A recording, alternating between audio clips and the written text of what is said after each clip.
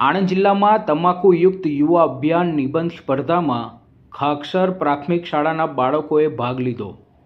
આજરોજ 30મી સપ્ટેમ્બર બપોરે 2 કલાકે મળતી અખબાર યાદી પ્રમાણે આણંદ જિલ્લામાં રાષ્ટ્રીય તમાકુ નિયંત્રણ કાર્યક્રમ 2024 અંતર્ગત આરોગ્ય કેન્દ્ર ખાનપુરના સબ સેન્ટર ખાકસર દ્વારા તમાકુ મુક્ત યુવા અભિયાન 2.0 નિબંધ સ્પર્ધાનું આયોજન કરવામાં આવ્યું હતું, જેમાં ખાકસર પ્રાથમિક શાળાના ધોરણ 6 થી 8ના 28 બાળકોએ ભાગ લીધો હતો, જેમાં 1 થી 4 નંબર પ્રાપ્ત કરનાર બાળકોને સબ સેન્ટર ખાકસર દ્વારા ઇનામ આપવામાં આવ્યા હતા।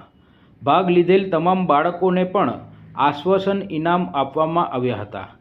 આ સ્પર્ધા યોજવાનો મુખ્ય ઉદ્દેશ આપણા રાષ્ટ્રનું વ્યસન મુક્ત બને, આપણું રાષ્ટ્ર વ્યસન મુક્ત બને તે હતો। સમગ્ર કાર્યક્રમનું સંચાલન પ્રાથમિક શાળાના ખાકસરના આચાર્ય શ્રી રાકેશ કુમાર સોલંકી દ્વારા કરવામાં આવ્યું હતું।